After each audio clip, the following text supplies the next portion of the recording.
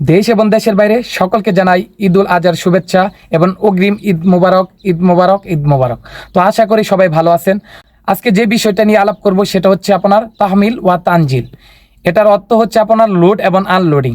তো অনেক ভাইরা আমাকে প্রশ্ন করেন, অনেক ভাইরা আমাকে ফোনে আলাপ করেন যে ভাইজান আমি ফুড প্যাকেজিং কাজে আসতেছি, কিন্তু আমার ভিসার মধ্যে লেখা লোড এবং আনলোডিং।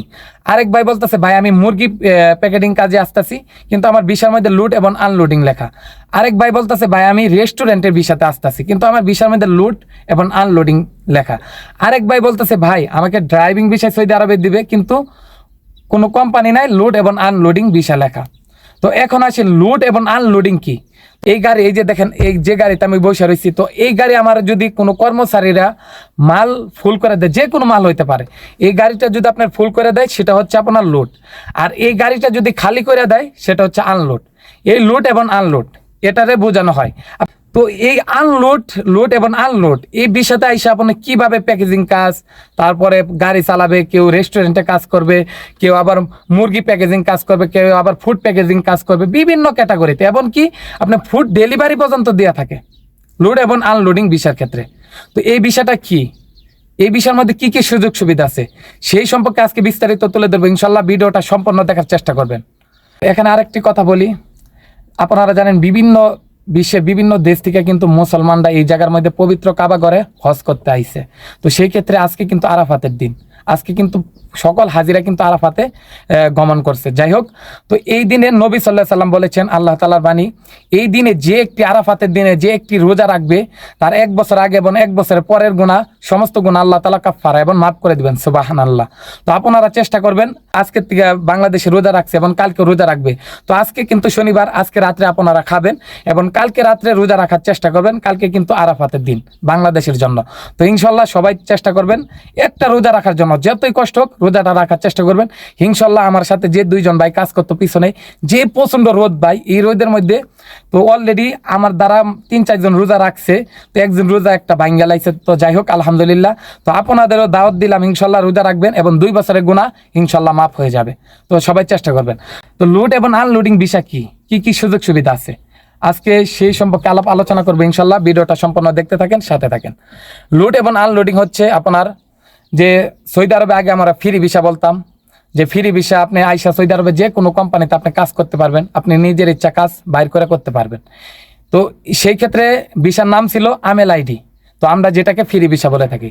আর এখন হয়েছে আপনার তাহমিল ওয়া তানজিল, লোড এবং আনলোডিং, ঠিক সেমি ফ্রি ভিসার মতো।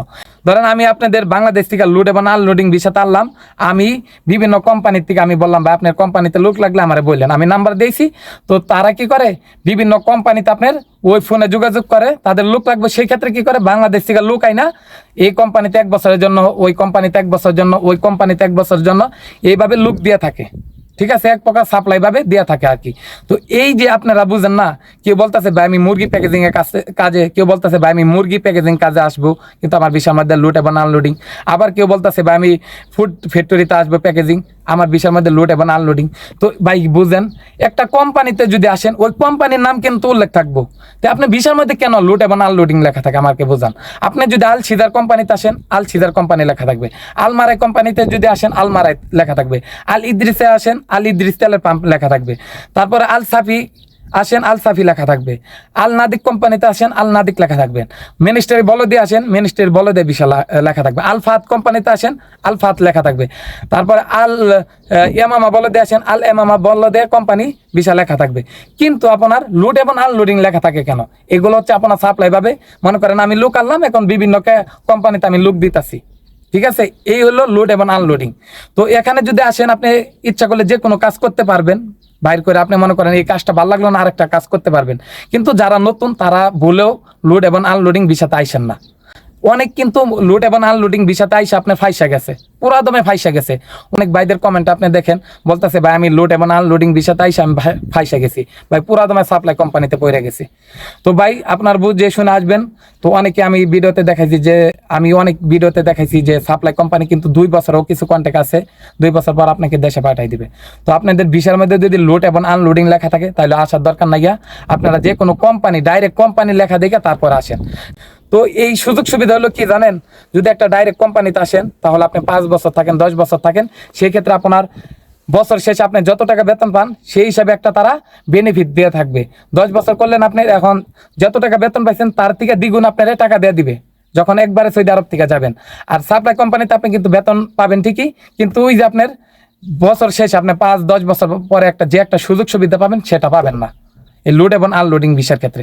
তো ইনশাল্লাহ আর সবাই চেষ্টা করবেন ডাইরেক্ট ভিসাতে আসার জন্য, লোড আনলোডিং আসবেন না। আর যদি চিন্তা করেন না আমার সৌদি আরবের লোক সংখ্যা আছে, তাহলে আপনি লোড এবং আনলোডিং ভিসাতে আসতে পারেন, কোনো সমস্যা নাই।